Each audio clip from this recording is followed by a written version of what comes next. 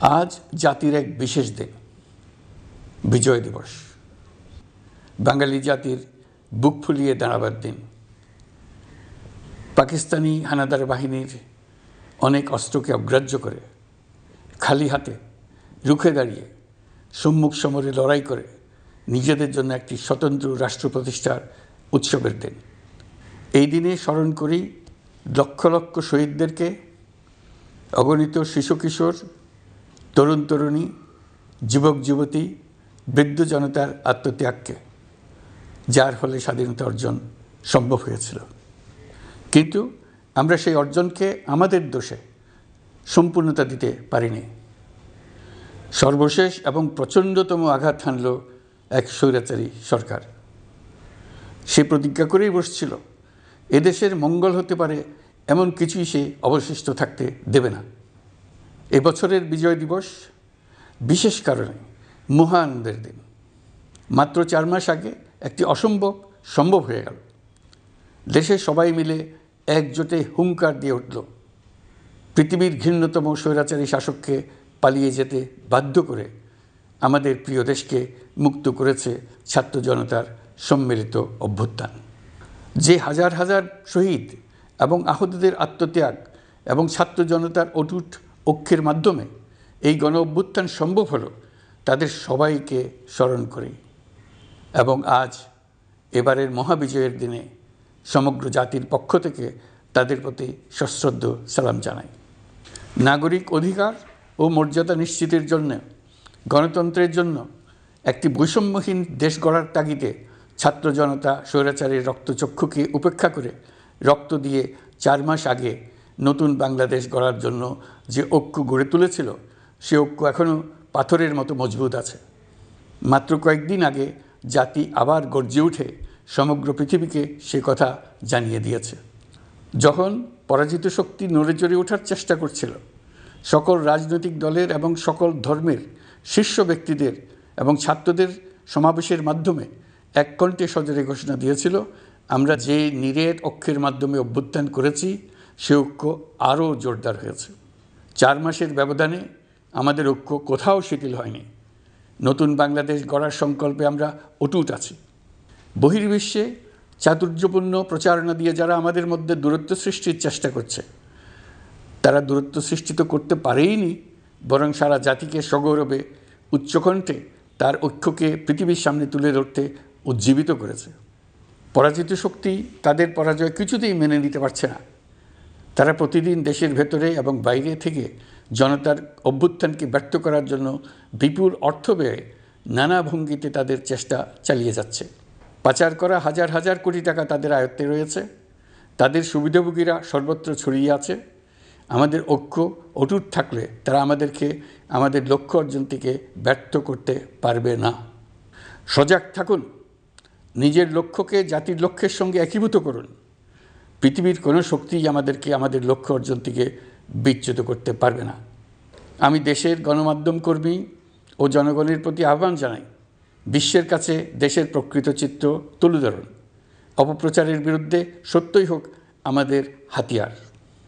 জাতির এই নিরেট ঐক্য এই বছরের বিজয় দিবসকে স্মরণীয় করে রাখবে, ইতিহাসের অনন্য স্থানে প্রতিষ্ঠিত করে রাখবে।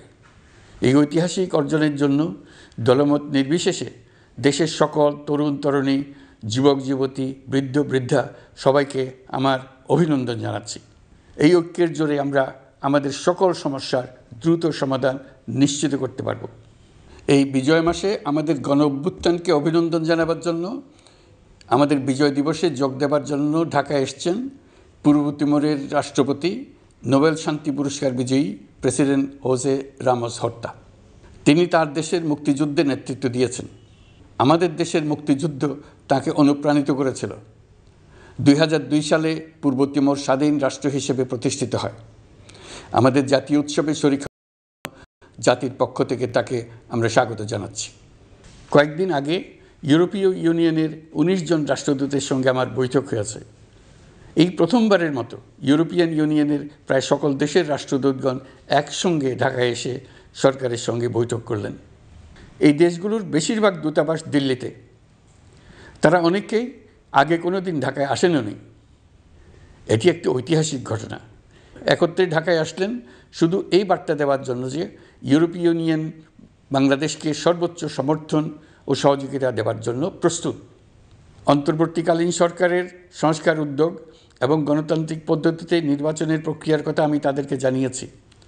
সেটিতে তারা পূর্ণ সমর্থন জানিয়েছেন এবং সরকারকে সর্বোচ্চ সহযোগিতা করবেন বলে জানিয়েছেন। বাংলাদেশের বিরুদ্ধে অপপ্রচার এবং ভুল তথ্য প্রচারের বিষয়েও আমি ইউরোপীয় ইউনিয়নের কূটনীতিকদের জানিয়েছি। ইউরোপীয় দেশগুলোর মধ্যে যাদের ভিসা অফিস নয়াদিল্লিতে আছে তাদেরকে ঢাকা বা অন্য কোনো প্রতিবেশী দেশে ভিসা অফিস নিয়ে আসার জন্য আমি অনুরোধ করেছি। আমি বলেছি, ইউরোপীয় দেশগুলোর বিশ্ববিদ্যালয়ে ভর্তির জন্য অনেক বাংলাদেশি শিক্ষার্থীর ভিসা পেতে সমস্যা হয়। তারা যদি ভিসা সেন্টার ঢাকায় নিয়ে আসেন তাহলে আমাদের ছেলে মেয়েদের ভোগান্তি কমে যাবে। এছাড়া অর্থনৈতিক ও সামাজিক ক্ষেত্রে তাদের সহযোগিতার মাত্রা বাড়ানোর বিষয়ে আমি আলাপ করেছি। বিশ্বব্যাংক সহ অন্যান্য সকল দাতা প্রতিষ্ঠানসমূহের কাছে আমাদের অর্থনীতির ভবিষ্যৎ সম্বন্ধে আস্থা প্রতিষ্ঠিত করতে অন্তর্বর্তীকালীন সরকার সক্ষম হয়েছে। তারা নতুন উদ্যোগে এবং নতুন উৎসাহে আমাদের সঙ্গে নতুন আর্থিক সম্পর্ক গড়ে তুলতে এগিয়ে এসছে। অর্থনীতির সাফল্যের ব্যাপারে দেশে এবং বিদেশে আস্থার সৃষ্টি হয়েছে। অন্তর্বর্তী সরকার যখন দায়িত্ব গ্রহণ করে অর্থনীতি তখন ভেঙে পড়ার অবস্থায়। গত 4 মাসে এই অবস্থার বিরাট পরিবর্তন হয়েছে। ব্যাংকিং ব্যবস্থায় আস্থা এবং নিয়ম শৃঙ্খলা ফিরে আসছে। কোনো ব্যাংক বন্ধ করে দিতে হয়নি। ব্যাংক যত দুর্বলই হোক তাকে টিকিয়ে রাখার ব্যবস্থা করা হয়েছে। প্রথম দিকে আমানতকারীর টাকা উত্তোলনের ব্যাপারে বিধিনিষেধ আরোপ করা হয়েছিল, এখন সেটা তুলে দেওয়া হয়েছে। বাংলাদেশ ব্যাংক সকল ব্যাংককে আমানতকারীর আমানত ফেরত দেওয়ার জন্য নতুন টাকার সরবরাহ দিতে প্রস্তুত হয়েছে। আশা করি এতে ব্যাংকিং ব্যবস্থায় সকলের আস্থা ফিরে আসবে। প্রিয় দেশবাসী, আমাদের সরকারের শুরুতেই একটি কমিটি নিয়োগ করেছিলাম, শ্বেতপত্র প্রণয়ন কমিটি। এই কমিটির কাজ ছিল অভ্যুত্থানের পর অর্থনীতি কোন পরিস্থিতিতে যাত্রা শুরু করলো তার একটা দলিল রচনা করা। এতে কি পেলাম না তার একটা চিত্র তুলে ধরার দায়িত্ব দেওয়া হয়েছিল এই কমিটিকে। ডক্টর দেবপ্রিয়ের সভাপতিত্বে গঠিত 12 সদস্যের শ্বেতপত্র প্রণয়ন কমিটি নির্ধারিত সময়ে এই কঠিন কাজ সম্পন্ন করে আমাদের কাছে 400 পৃষ্ঠার একটা বিস্তারিত রিপোর্ট পেশ করেছে। রিপোর্ট পড়ে দেশের মানুষ হতভম্ব হয়ে গেছে। দেশে বিদেশে অনেক প্রতিষ্ঠান ও ব্যক্তি গভীর আগ্রহ নিয়ে এই রিপোর্টটি সংগ্রহ করছে। দেশের মধ্যে পত্রপত্রিকা, সেমিনার, আলোচনা সভা, টেলিভিশনে এই নিয়ে প্রচুর আলোচনা হচ্ছে। ফ্যাসিবাদী সরকার দেশের অর্থনীতিকে ভেঙে দিয়ে গেছে এটা সবাই বুঝতে পারছিল, কিন্তু অর্থনীতিকে কী পরিমাণ ধ্বংসস্তূপে পরিণত করে দিয়ে গেছে তার পরিমাপ সম্বন্ধে কোনো ধারণা করতে পারছিল না। শ্বেতপত্র প্রণয়ন কমিটি হিসেব নিকেশ করে এর পরিমাণ বের করে দিয়েছে। এই রিপোর্ট পড়ে সকলে অবিশ্বাস্য চোখে একে অপরের দিকে তাকাচ্ছে। কারো মুখে কথা বেরোচ্ছে না। দিন দুপুরে সকলের সামনে থেকে হাজার হাজার কোটি টাকা ব্যাংক থেকে পাচার করে নিয়ে গেছে। কেউ বলার ছিল না, কেউ দেখার ছিল না। যারা নিয়ে গেছে তাদেরকে কেউ বাধা দেয়নি, বরং সর্বস্তরে সবাই আগ্রহ সহকারে তাদের সঙ্গে সহযোগিতা করেছে। কারণ তারা সব আপন লোক। বিশাল বিশাল প্রকল্প নেওয়া হয়েছে ঋণের টাকায়। এসব প্রকল্পের মোড়কে বিশাল বিশাল অর্থ লুটপাট করেছে। প্রকৃত ব্যয়ের চাইতে কত বেশি ব্যয় ধরে কাদের হাতে টাকাটা পাচার করে দেওয়া হয়েছে তাও এই প্রতিবেদনে তুলে ধরা হয়েছে। শ্বেতপত্র প্রণয়ন কমিটি তাদের প্রতিবেদনে তুলে ধরেছে যে বার্ষিক উন্নয়ন ব্যয়ের প্রায় অর্ধেক টাকায় লুটপাট হয়েছে। দেশে এমন ধরনের পোষ্যতোষী পুঁজিবাদ তৈরি করা হয়েছিল যার সুবিধাভোগী ছিল স্বৈরাচার ও তার সহযোগীরা। প্রতিবেদনে উল্লেখ করা হয়েছে যে নির্দিষ্ট কিছু গোষ্ঠীকে সুবিধা দিতে যে পরিমাণ কর ছাড় দেওয়া হয়েছে সেটা অর্ধেকে নামিয়ে আনা গেলে দেশের শিক্ষা বাজেট দ্বিগুণ, স্বাস্থ্য বাজেট 3 গুণ করা সম্ভব ছিল। পাচার করা এই টাকা আপনাদেরই টাকা। তারা প্রকাশ্যে আপনাদের কষ্টার্জিত টাকা লুট করে বিদেশে ভোগবিলাসে ব্যয় করছে। সম্প্রতি গার্ডিয়ান পত্রিকাতেও পাচার করা টাকায় গড়ে তোলা সম্পদের পাহাড় নিয়ে একটা সচিত্র প্রতিবেদন প্রকাশিত হয়েছে। পাচার করা এই সীমাহীন অর্থ এখন আবার দেশে গোলযোগ সৃষ্টি করে তারা এদেশে ফিরে আসার সুযোগ সৃষ্টির কাজে ব্যয় করছে। আপনারা দেখতেই পাচ্ছেন এই টাকা কীভাবে দেশের সংহতির বিরুদ্ধে সকল প্রকার অপপ্রচারের কাজে লাগানো হচ্ছে। প্রতি বছর অর্থনৈতিক প্রবৃদ্ধির যে হার দেখানো হয়েছে সেটাও মন গড়া। দেশকে এবং পৃথিবীকে বলা হচ্ছিল কি সুন্দর দেশ বাংলাদেশ, লাফিয়ে লাফিয়ে তার উন্নয়নে এগিয়ে চলছে। এখন বাংলাদেশ ব্যাংকের বড় কাজ হলো পাচার করা টাকা দেশে ফিরিয়ে আনা। তারা তাদের সর্বোচ্চ ক্ষমতা দিয়ে সেটা চেষ্টা করছে। কাজটা কঠিন, কারণ এই বিষয়ক আইন কঠিন। আমরা বাংলাদেশ ব্যাংকের সাহস ও সমর্থন দিয়ে যাচ্ছি। বারবার বলছি, অন্তর্বর্তী সরকারের আমলে আংশিক টাকা হলেও যেন ফেরত আনা যায়। প্রিয় দেশবাসী, অন্তর্বর্তীকালীন সরকার দায়িত্ব নেওয়ার পর বিভিন্ন খাতে সংস্কারের লক্ষ্যে গুম কমিশন সহ 15টি কমিশন গঠন করেছে। এসব কমিশন পূর্ণ উদ্যমে তাদের কাজ করে যাচ্ছে। গুম কমিশন গত পরশু তাদের প্রতিবেদনের প্রথম খণ্ড আনুষ্ঠানিকভাবে পেশ করে গেছেন। গুমের শিকার বহু পরিবারের নিরাপত্তার স্বার্থে এটা এখন প্রকাশ করা যাচ্ছে না। এই প্রতিবেদন পড়ার আগেই আপনাদেরকে সাবধান করে রাখি, এটা একটা লোমহর্ষক প্রতিবেদন। মানুষ মানুষের প্রতি কী পরিমাণ নৃশংস হতে পারে এতে আছে তার বিবরণ। অবিশ্বাস্য বর্ণনা। সরকারের আক্রোশের শিকার হয়ে ঘটনাচক্রে যারা এখনও বেঁচে আছেন তারা আজ পর্যন্ত মুখ খুলতে সাহস করছেন না। তাদের ভয় কিছুতেই কাটছে না। তাদের ভয় হঠাৎ যদি ওই জালেমরা আবার ক্ষমতায় আসে তাহলে তাদের প্রতি এরা নৃশংসতম হবে।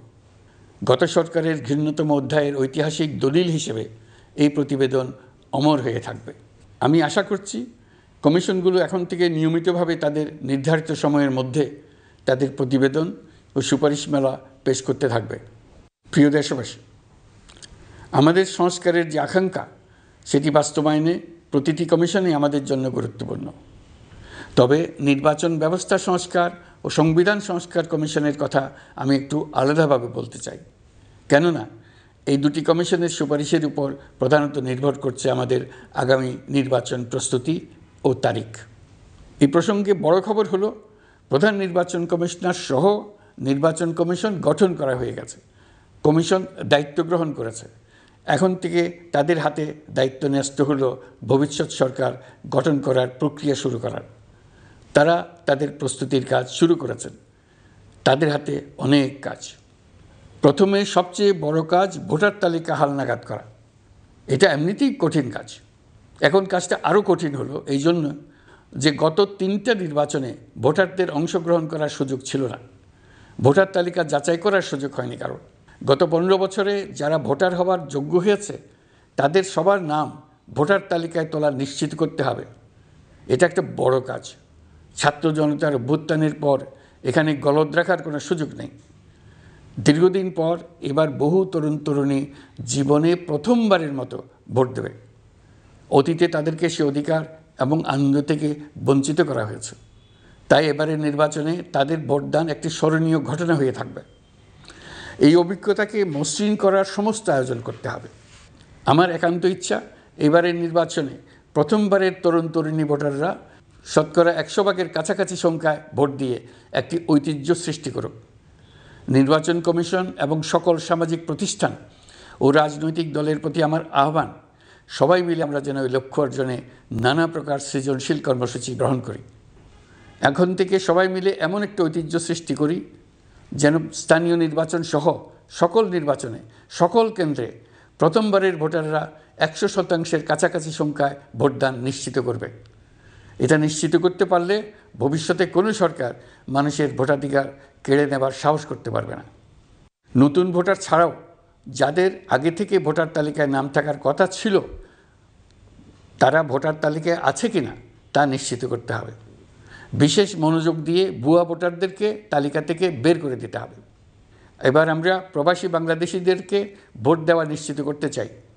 অতীতে আমরা এই ব্যাপারে অনেকবার আশ্বাসের কথা শুনেছি। এই সরকারের আমলে এটা যেন প্রথমবারের মতো বাস্তবায়িত হয়, এটা আমরা নিশ্চিত করতে চাই। এর জন্য একটা নির্ভরযোগ্য ব্যবস্থা করতে হবে। সব কিছুই সমসাপেক্ষ ব্যাপার। এর সঙ্গে যদি আমরা নির্বাচন প্রক্রিয়া আরও উন্নত করতে চাই, নির্বাচন সংস্কার কমিশনের সুপারিশমালা বাস্তবায়ন করতে চাই, তাহলে প্রয়োজনীয় সংস্কারের বিস্তৃতি ও গভীরতা অনুসারে নির্বাচন কমিশনকে সময় দিতে হবে। আমি সকল প্রধান সংস্কারগুলো সম্পন্ন করে নির্বাচন আয়োজন করার ব্যাপারে বরাবর আপনাদের কাছে আবেদন জানিয়ে এসেছি। তবে রাজনৈতিক ঐকমত্যের কারণে আমাদেরকে যদি অল্প কিছু সংস্কার করে ভোটার তালিকা নির্ভুলভাবে তৈরি করার ভিত্তিতে নির্বাচন সম্পন্ন করতে হয়, তাহলে 2025 সালের শেষের দিকে নির্বাচন অনুষ্ঠান হয়তো সম্ভব হবে। আর যদি এর সঙ্গে নির্বাচন প্রক্রিয়া এবং নির্বাচন সংস্কার কমিশনের সুপারিশের পরিপ্রেক্ষিতে এবং জাতীয় ঐকমত্যের ভিত্তিতে প্রত্যাশিত মাত্রার সংস্কার যোগ করি, তাহলে অন্তত আরও 6 মাস অতিরিক্ত সময় লাগতে পারে। মোটা দাগে বলা যায় 2025 সালের শেষ দিক থেকে 2026 সালের প্রথমার্ধের মধ্যে নির্বাচনের সময় নির্ধারণ করা যায়। প্রিয় দেশবাসী, যে কোনো সংস্কারের কাজে হাত দিতে গেলে রাজনৈতিক ঐকমত্যের প্রয়োজন। এই ঐকমত্যে পৌঁছানোর প্রক্রিয়া কী হবে? অন্তর্বর্তীকালীন সরকার এইভাবে অগ্রসর হবার প্রস্তুতি নিচ্ছে। অন্তর্বর্তীকালীন সরকার প্রথম পর্যায়ে 6টি সংস্কার কমিশন গঠন করেছে। শীঘ্রই চূড়ান্ত প্রতিবেদন পেশ করবে বলে আশা করি। আমরা এই 6 কমিশনের চেয়ারম্যানদের নিয়ে একটি জাতীয় ঐকমত্য গঠন কমিশন প্রতিষ্ঠা করার দিকে অগ্রসর হচ্ছি। এর কাজ হবে রাজনৈতিক দল সহ সকল পক্ষের সঙ্গে মতামত বিনিময় করে যে সমস্ত বিষয়ে ঐকমত্য স্থাপন হবে সেগুলো চিহ্নিত করা এবং বাস্তবায়নের জন্য সুপারিশ করা। যেহেতু জাতীয় ঐকমত্য প্রতিষ্ঠা করা অন্তর্বর্তীকালীন সরকারের অতি গুরুত্বপূর্ণ দায়িত্ব, তা বিবেচনা করে আমি এই কমিশনের চেয়ারম্যানের দায়িত্ব পালন করব। আমার সাথে এই কমিশনের সহসভাপতির দায়িত্ব পালন করবেন অধ্যাপক আলী রিয়াজ। কমিশন প্রয়োজন মনে করলে নতুন সদস্য কোঅপ্ট করতে পারবে। প্রথম 6টি কমিশনের চূড়ান্ত প্রতিবেদন পাওয়ার পর আগামী মাসেই জাতীয় ঐকমত্য গঠন কমিশন তার কাজ শুরু করতে পারবে বলে আমি আশা করছি। এই নতুন কমিশনের প্রথম কাজ হবে নির্বাচন অনুষ্ঠানের জন্য যে সমস্ত সিদ্ধান্ত জরুরি সেই সমস্ত বিষয়ে তাড়াতাড়ি ঐকমত্য সৃষ্টি করা এবং সকলের সঙ্গে আলোচনা করে কোন সময়ে নির্বাচন অনুষ্ঠান করা যায় সেই ব্যাপারে পরামর্শ চূড়ান্ত করা। প্রিয় দেশবাসী, নির্বাচন আয়োজন ও সংস্কার ছাড়াও আপনারা আমাদের উপর অনেকগুলো দায়িত্ব দিয়েছেন। এর মধ্যে রয়েছে অর্থনীতি পুনরুদ্ধার ও মানুষের জীবনমান উন্নয়ন। ফ্যাসিবাদী সরকারের কাছ থেকে আমরা বিপর্যস্ত এক অর্থনীতি পেয়েছি। আমাদের বৈদেশিক রিজার্ভ তলানিতে গিয়ে ঠেকেছিল। 2024 সালের নভেম্বরে রপ্তানি আয়ের পরিমাণ ছিল $4.12 বিলিয়ন, যা আগের মাসের তুলনায় 15.63% বেশি। সামগ্রিকভাবে 2024 সালের জুলাই নভেম্বর সময়কালে রপ্তানি $16.11 বিলিয়ন মার্কিন ডলারে পৌঁছেছে। গত বছর একই সময়ে রপ্তানি আয় ছিল $14.34 বিলিয়ন মার্কিন ডলার। বছরের হিসাবে এই প্রান্তিকে রপ্তানি আয়ের প্রবৃদ্ধি 12.34%। বৈদেশিক মুদ্রার রিজার্ভ $19 বিলিয়ন পৌঁছেছে। এসবের মাধ্যমে আমাদের অর্থনীতি ঘুরে দাঁড়াতে শুরু করেছে। পরিস্থিতির উন্নতি হচ্ছে। গার্মেন্টস শ্রমিক ভাই বোনেরা বাংলাদেশের অর্থনীতির অন্যতম চালিকা শক্তি। তাদের বার্ষিক মজুরি 9% বাড়ানোর সিদ্ধান্ত হয়েছে। মূল্যস্ফীতির বিষয়টি বিবেচনা করে শ্রমিক ইউনিয়ন মালিক পক্ষের সঙ্গে আলোচনার ভিত্তিতে এটি নির্ধারণ করা হয়েছে। মূল্যস্ফীতি নিয়ন্ত্রণে সরকার আন্তরিকভাবে কাজ করছে। স্বীকার করতে দ্বিধা নেই, এক্ষেত্রে কাঙ্ক্ষিত সাফল্য আমরা এখনও পাইনি। তবে আমার বিশ্বাস মূল্যস্ফীতি শিগগিরই কমে আসবে। গত কয়েক মাসে বাজারে কিছু পণ্যের দাম বেড়েছে। আমরা সরবরাহ বাড়িয়ে, আমদানিতে শুল্ক ছাড় দিয়ে, মধ্যস্বত্বভোগীদের দৌরাত্ম্য কমিয়ে এবং বাজার তদারকির মধ্য দিয়ে জিনিসপত্রের দাম কমিয়ে আনার চেষ্টা করছি। পরিবহন খাতে চাঁদাবাজি এখনও পুরোপুরি বন্ধ করা যায়নি। এটা সম্ভব হলে আমরা আশা করি জিনিসপত্রের দাম আরও কমে আসবে। আমরা আপনাদের কষ্টে সমব্যথী। তবে আমরা জানি সরকারের কাজ কেবল সমবেদনা জানানো নয়। আমরা আপনাদের কষ্ট কমিয়ে আনতে সকল রকম চেষ্টা চালিয়ে যাচ্ছি। আসন্ন রমজানে দ্রব্যমূল্য সহনীয় রাখতে আমরা সবার সহযোগিতা চাই। আমরা ইতিমধ্যে ব্যবসায়ীদের সঙ্গে কথা বলেছি। তারা আমাদের কাছে ওয়াদা করেছে বাজারে পণ্য সরবরাহে কোনো সংকট হবে না। অতিরিক্ত মুনাফার লোভে যদি কেউ কৃত্রিম কোনো সংকট সৃষ্টির চেষ্টা করে আমরা তাকে কঠোর হাতে দমন করব। বাজার সিন্ডিকেটের দৌরাত্ম্য বন্ধ করতে বিকল্প কৃষি বাজার চালু করার লক্ষ্যে আমরা কাজ করে যাচ্ছি। প্রিয় দেশবাসী, হত্যাযজ্ঞের সাথে জড়িত পতিত স্বৈরশাসক ও তার দোসরদের বিচার কার্যক্রম এগিয়ে চলছে। এই জন্য আন্তর্জাতিক অপরাধ ট্রাইব্যুনাল আইন সংশোধন করা হয়েছে। বিচার প্রক্রিয়ার স্বচ্ছতা নিশ্চিত করার জন্য আসামিদের বিদেশি আইনজীবী নিয়োগের সুযোগ দেওয়া হয়েছে। আত্মপক্ষ সমর্থনের সব ধরনের সুযোগ তারা পাবেন। বিচার প্রক্রিয়া সাংবাদিক, মানবাধিকার কর্মী ও অন্যান্য পর্যবেক্ষকদের জন্য উন্মুক্ত রাখা হয়েছে। বিচারের যে কোনো অংশ চাইলে যে কেউ রেকর্ড করার সুযোগ পাবেন। আইসিসি প্রসিকিউটর করিম খান সম্প্রতি আমার সাথে দেখা করেছেন। তিনি আইসিটি প্রসিকিউটর এবং অন্যান্য কর্মীদের প্রশিক্ষণ দিতে সম্মত হয়েছেন এবং আইসিটিকে আন্তর্জাতিক মানে উন্নীত করার সহায়তা দিতে প্রতিশ্রুতি দিয়েছেন। আলাদাভাবে আমরা গণহত্যাকারীদের বিরুদ্ধে আন্তর্জাতিক অপরাধ আদালতে মানবতা বিরোধী অপরাধের মামলা করব বলে তাকে জানিয়েছি। প্রিয় দেশবাসী, জুলাই বিপ্লবে বাংলাদেশের ছাত্র শ্রমিক জনতা মিলে যে অসাধ্য সাধন করেছে তার অন্যতম শক্তিশালী ভূমিকায় ছিল এদেশের নারীরা। ফেসিবাদী শক্তির প্রাণঘাতী অস্ত্রের সামনে হিমালয়ের মতো দাঁড়িয়েছিল আমাদের মেয়েরা। স্কুল, কলেজ, বিশ্ববিদ্যালয়ের ছাত্রী, শিক্ষক, অভিভাবক, চাকরিজীবী, শ্রমজীবী, সকল পেশার, সকল বয়সের নারীরা এই আন্দোলনে বিরাট ভূমিকা রেখেছে। এই বছর বেগম রোকেয়া দিবসে দেশজুড়ে আন্দোলনে নারীদের আত্মত্যাগ ও ভূমিকার বিষয়ে বড় আকারে আলোচনা হয়েছে। ওই দিন জুলাই কন্যারাও ঘোষণা দিয়েছে তারা তাদের কথা কাউকে ভুলে যেতে দেবে না। অন্তর্বর্তীকালীন সরকার নারী অধিকার রক্ষায় নারী বিষয়ক সংস্কার কমিশন করেছে। শিগগিরই তারা তাদের রিপোর্ট দেবে। জুলাই কন্যারা ঘোষণা দিয়েছে প্রতি বছর 10 ডিসেম্বর তারিখে নির্ধারিত সময়ে সারা দেশে সকল পরিবারের নারী, শিশু, কিশোরী, তরুণী, মহিলা, বৃদ্ধা একসঙ্গে নিজ নিজ নির্ধারিত স্থানে, সেটা উঠান হোক, বাড়ির সামনে রাস্তায় হোক, সমাবেশ করে দেশের অর্ধেকাংশ মানুষের অস্তিত্বের কথা সারা জাতিকে স্মরণ করিয়ে দেবে, তাদের আশা আকাঙ্ক্ষার কথা জানিয়ে দেবে। যেই তরুণীরা জুলাই আন্দোলনে সামনের সারিতে থাকলো তারা নতুন বাংলাদেশ গড়ার প্রত্যয় থেকে আর কোনো দিন সরে যাবে না। তারা শুধু নতুন বাংলাদেশ নয়, নতুন এক পৃথিবী গড়ে তোলার মহাকর্মযজ্ঞে বাংলাদেশের সকল বয়সের নারীদের সঙ্গে নিয়ে নেতৃত্ব দেবে। সবশেষে এই বিজয়ের মাসে আমি বাংলাদেশের দল, মত, জাতি, ধর্ম, বর্ণ, বয়স নির্বিশেষে সবাইকে ঐক্যবদ্ধ থাকার আহ্বান জানাচ্ছি। শক্তিশালী স্বৈরাচারী সরকারকে জাতীয় ঐক্যের মাধ্যমেই আমরা হটাতে পেরেছি। তারা এখনও সর্বশক্তি দিয়ে জাতিকে বিভক্ত করার চেষ্টা চালিয়ে যাচ্ছে। সাম্প্রদায়িক রাজনীতির মাধ্যমে জাতীয় ঐক্যকে নস্যাৎ করতে চাচ্ছে, একের প্রতি অন্যের বিষ উগড়ে দিতে চাচ্ছে। তাদের এই হীন প্রচেষ্টাকে কোনোভাবেই সফল হতে দেবেন না। প্রিয় দেশবাসী, এটা আমাদের বিজয়ের মাস। 16ই ডিসেম্বরে যুদ্ধ জয় করে পৃথিবীর বুকে বাঙালি জাতির একটা স্বাধীন রাষ্ট্র প্রতিষ্ঠার মাস, শত্রুকে চূড়ান্তভাবে পরাজিত করার মাস, নিজের শক্তিকে আবিষ্কার করার মাস। এই বিজয়ের মাসে আমরা সকল প্রস্তুতি নিয়ে দৃঢ় পদক্ষেপে নতুন বাংলাদেশ গড়ার যাত্রা শুরু করলাম। এই যাত্রা শুভ হোক, গন্তব্যে পৌঁছানো নিশ্চিত ও আনন্দদায়ক হোক।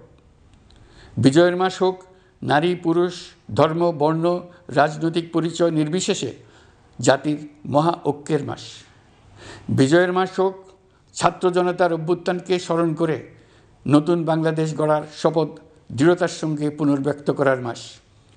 বিজয়ের মাস হোক নতুন বাংলাদেশ গড়ার লক্ষ্যে তরুণদের প্রচণ্ড দুঃসাহস প্রকাশের মাস। বিজয়ের মাস হোক নাগরিকদের পরস্পরের মধ্যকার সম্পর্ক স্থায়ীভাবে ভয়বিহীন থাকবে এমন এক সমাজ গড়ার মাস। সংখ্যালঘুদেরকে সংখ্যাগরিষ্ঠদের ভয়ে ভীত হতে হবে না, নারীকে পুরুষের ভয়ে ভীত হতে হবে না, বিত্তহীনকে বিত্তবানদের ভয়ে ভীত হতে হবে না, নিজের মত প্রকাশে কারো ভয়ে ভীত হতে হবে না। বিজয়ের মাস হোক অসম্ভবকে সম্ভব করার প্রতিজ্ঞা নেবার মাস।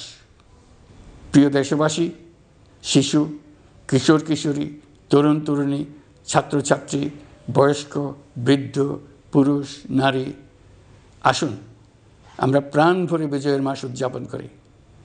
সকলকে বিজয়ের মাসের শুভেচ্ছা জানাচ্ছি। এই বিজয়ের মাস জাতির জন্য এক নতুন দিগন্তের সৃষ্টি করুক।